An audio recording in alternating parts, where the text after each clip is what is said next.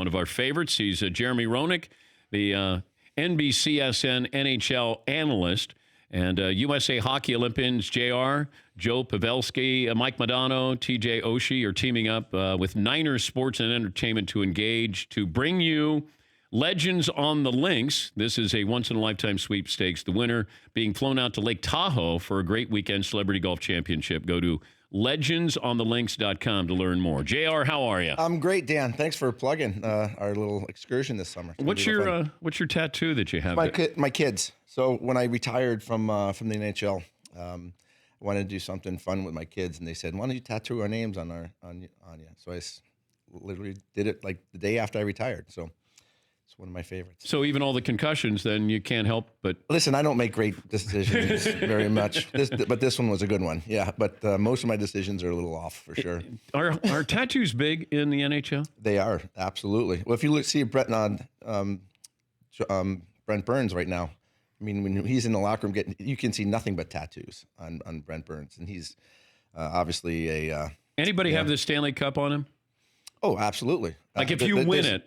If I would have won it, I would have put it on your back. I didn't have that opportunity to do it, but I would have had a big one. I would put it right on my thigh so everybody could see it for sure. But Olympians will put the Olympic rings on their body. Well, Ricky Fowler did that. Yeah, Ricky Fowler has it on his forearm. Yeah, a lot of the swimmers do that as well. I would too. There's no question. I mean, these are things that you do that are just that the ordinary people can do, and it's a life memory. Can you imagine if somebody like Gretzky or Messier put every time they won the cup, they put a tattoo on their body all the way down their arms? It's good. Yeah, that would be funny. Yeah. All right, we've had some controversy here the other night, the hand pass. Yes. Okay, are we?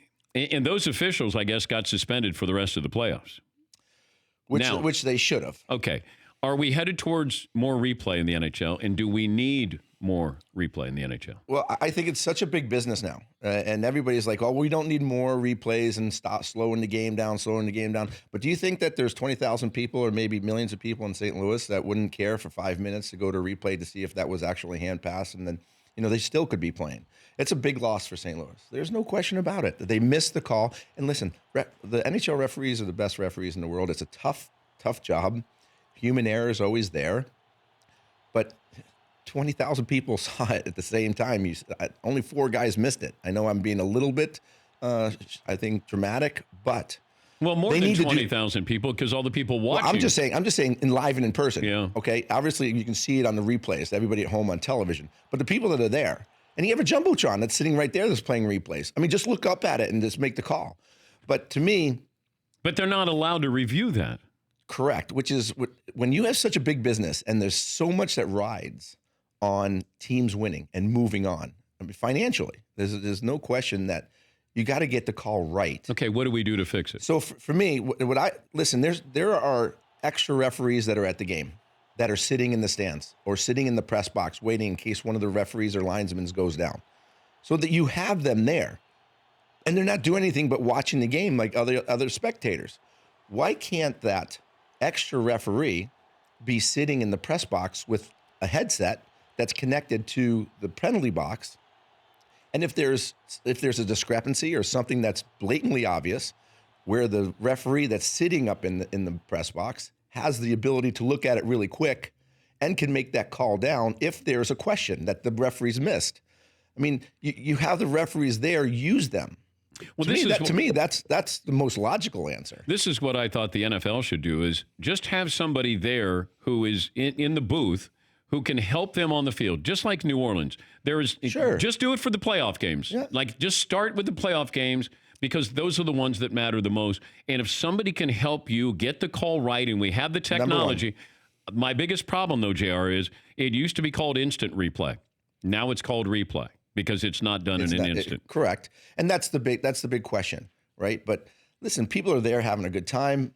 It's not gonna take 15, 20 minutes. You're gonna see it relatively quick, but it's more important. And I think more people would appreciate the fact that they got the call right. Now, you can't do everything. You can't have the referee that's up in the press box watching call down and say, oh, that puck, that was an elbow. That's got to be a penalty.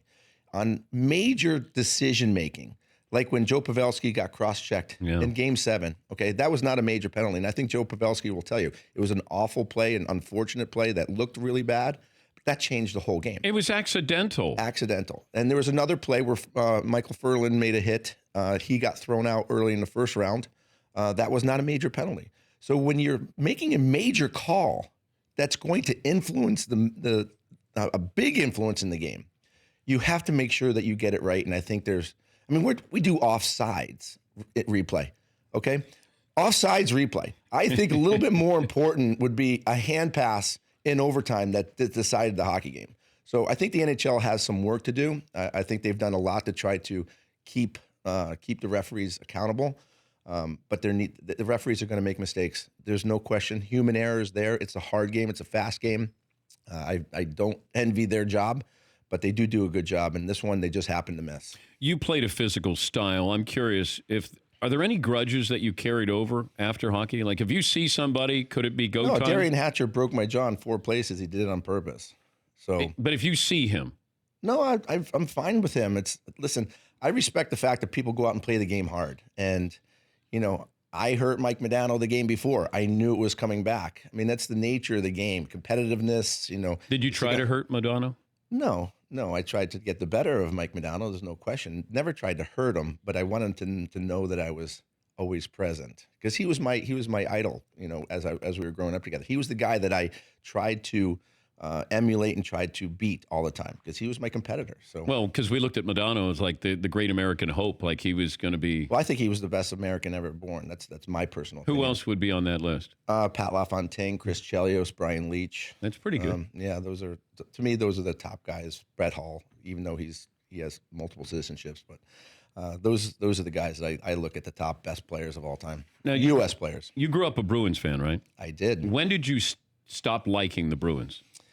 I still like the Bruins. But even when you were playing? Even when I was playing. There's a little spot in your heart. My mom and dad are huge Bruins fans.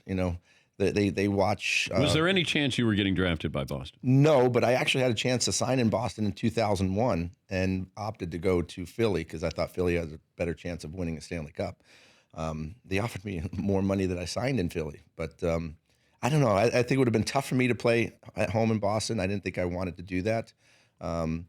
But that their championship runs have been pretty good, and they're looking really good right now. It's pretty special. Well, it's become the new title town with all of the different sports there. Hey, make everybody jealous. Sorry, everybody. Are you a Patriots fan? I am a Patriots fan. Love the Patriots. Love the Red Sox. Not so much a Celtics fan, but. Have you met Brady? I have not met Brady. No, I would love to though. What would you say? I love you. Would you say it in that creepy manner? Possibly. I don't get too nervous meeting too many people, but he is. I mean, he is the GOAT. I mean, he is the greatest thing ever. I mean, just look at him. Well, what was it like with Gretzky, though? A little bit different because I competed against Gretzky. You know, so the first time I met him, I was quiet. Did you want to make sure you didn't hurt him? You don't ever hurt Gretz because there's always somebody around who's going to kick your ass if you do. Dave Semenko was going to hurt. Martin McSorley, Dave Semenko. Yeah, they were going to hurt. There was a line of guys that you would have to deal with. Because back then you didn't have instigator rules. So you touch Gretz the wrong way, you go out the next shift, you're going to fight somebody every single shift. It's going to be wicked. So Gretzky said this a few years ago to me, where he said, if I played today, I'd have a hard time getting 50 goals. Possibly. And you can see how hard it is to score 50 goals. I mean, Ovechkin's the only one that's done it consistently. This year we had 2. Last year we had 1. I mean, you're seeing. I mean, I remember one year I think we had 10 or 12 or 15 guys get 50. Well, again, Teemu Solani and guys, getting 73. The biggest difference is the goaltenders are actually athletic now. Before they were just beer bodies that just didn't want to go on the ice. Right? They would hit with their sticks. Well, it's like the guy you say, well, you're catcher. Yeah, you can't play any other position. Because you're you play catcher. Yeah. Did you ever? They look like Fritzy. Yeah. Did you ever feel? Fritzy. Did you ever? My buddy over there. Hey, by the way, you're rocking the good jersey. I love it. Thanks. But because you were coming in, I wanted to wear something NHL related. You're a beauty. I love it. By the way, I could fit in that jersey too. Don't worry about it. If you saw Fritzy as a goaltender, yeah, in your prime, yeah, for sure. You just light him up. He's just got the build for it. Yeah, you just light him up. Yeah. A little loosey goosey. Then again, so am I. Don't worry about it. But did you ever feel sorry for a goaltender? Never. No. No. They're the ones that picked that position. It's the dumbest position in the world, right? Let's put on a bunch of gear. Did you ever play it? I played it one time when I was 7 years old, and I said, "This is no more." It was the worst experience I've ever had. It's just too boring for me too. But to stand in front of a puck with all that goes 120, I got hit in the jaw with 125 miles an hour slap shot. Didn't feel good, so I wouldn't want to do that every single day. I don't care how much padding I have. And you have the titanium jaw yeah. on just your left side? No, it's just it runs around. The whole thing. Yeah, it runs right around my chin here, which is why I have such a predominant chin. This is not normal. But somebody can hit you in the jaw and you don't feel it. It's happened a lot. Yeah. Well, my whole you invite people to hit you in the jaw. I used to. At almost Have you retired your jaw? At almost 50, it's probably not a good idea to continue taking headshots like that. I know McLevin got me. Did McLevin? McLevin got me. Seton got me. Yeah. But there are a couple of guys that I'm going to guess that you don't want to have them hit you in the jaw. Oh, there's a lot of people that I would not want to hit me in the jaw. I had this one story. I'm playing at the Bob Hope Classic, and this is one of the more stupid things that I've ever done. It was the most rain that they've ever had at the Bob Hope Classic. It was during the 2004 lockout. So we didn't play. They literally canceled day after day. So we had nothing to do but sit in the bar and drink beer. Well, I happened to come across a guy who was there who was a boxer, and we had this idea of finding out who can take a punch the best. So for like 30, 40 minutes, we just stood there exchanging punches, but not when we were expecting it. So I'd be sitting there drinking, all of a sudden, next time he's looking. My next day, my jaw was swollen like this, Dan. It was out, and it was not very smart, but we both survived it. Did you ever think about boxing? No, I box for workouts, but again, it's like being a goaltender. I just don't feel having a career choice of having people punch me in the head and target my head all the time. Every once in a while is okay. Who wins the Stanley Cup? I think there's something there's something in the atmosphere that's happening around San Jose. I mean, a lot of people are mad because everybody says, "Oh, they're getting the great calls, they're getting the luck," and they're being biased towards San Jose. But Joe Thornton, who's a very, very, very close friend of mine, and probably the one guy that I've ever played with, Dan, that has the most love by his teammates, by his fans, by his team. I've never seen a team work hard to get somebody a championship. I think he will be. Nobody in San Jose wants Joe to be the best player ever without a cup. And Would he be? He's going to be definitely in the top 5 if that happens. But who's in that? You're in that top 5. I don't know if I'm in that top 5. Mike Gartner's in that top 5. He never won a Stanley Cup. That's a tough one. He's 700 something goals, but I don't know. There seems to be a something in the stars and the atmosphere that's happening with San Jose, the way that they're winning and the way that they're playing. I'm going to go with San Jose. So explain what you guys are doing at Tahoe. We love that golf course. It's out there. Great. I mean, it's one of the best. It's my favorite weekend of the year without question. We're doing the Legends on the Links, and what we're doing is we're going out and we're having a sweepstakes. We're going to pick 2 people to come out to Lake Tahoe in July, and you're going to be able to spend time with myself, Joe Pavelski, Mike Modano, and TJ Oshie. And people can punch you if they want. If they want, for sure. Yeah, sure. But we'll do a lot of. we'll be punchy by the end of the weekend for sure.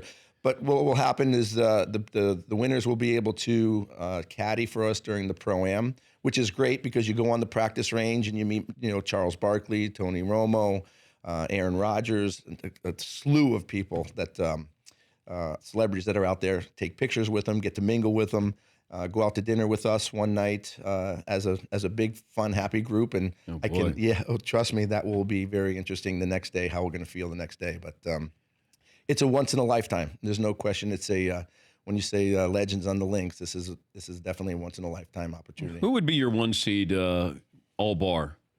All bar? Yeah. I played with a guy, and I know he's gonna kill me for saying this, but Robert Esch was my goaltender. Was my goaltender in Philly, and I've never seen a guy be able to put more Coors Lights down than him. I think one time he put like 45 down in a golf tournament. He's one of the greatest guys in the world. Eshi, I'm sorry I'm telling the story, but he'd be a 1 seed. I also heard that Craig Ludwig would bring a cooler to the softball games in the summertime. And everybody's like, yeah, Ledsy brought all the beer, and goes, don't touch it, that's mine. The whole cooler.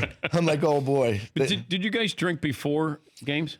I only drank before game one time, and it was in 94, before we were going to lock out in 94. Like the players were going to stop playing before the playoffs. That was going to be our way of having the upper hand, right?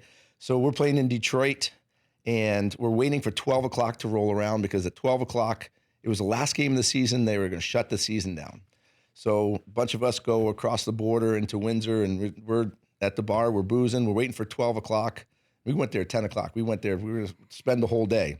12 o'clock didn't come around. No call. 3 o'clock came. No call. Finally, one of the teammates gets a call from the National Hockey League. Now, we're 25, 30 deep, 4 hours deep. Next thing you know, NHL call and say, oh, we're going to strike tomorrow. You got to play tonight. Straight.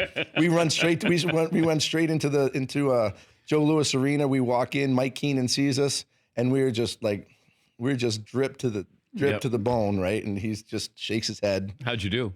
We tied 3-3. I had a goal and assist. So play on guilt sometimes is the best way. The website to learn more about this is legendsonthelinks.com. He's Jeremy Roenick. JR, great to see you again, buddy. Thank you for stopping by. Hey, by the way, I think that Danette should come out to my hockey school this summer in Chicago. Get you guys on the ice. Get some old-time hockey, Eddie Shore. Yeah. Oh, boy. That's it. July 19th through 22nd through 25th. Come on, boys. We'll take a break. We're back after this. For more Dan Patrick Show, tune into Audience Channel 239 on DirecTV. Stream for free on BR Live or download the Dan Patrick Show app.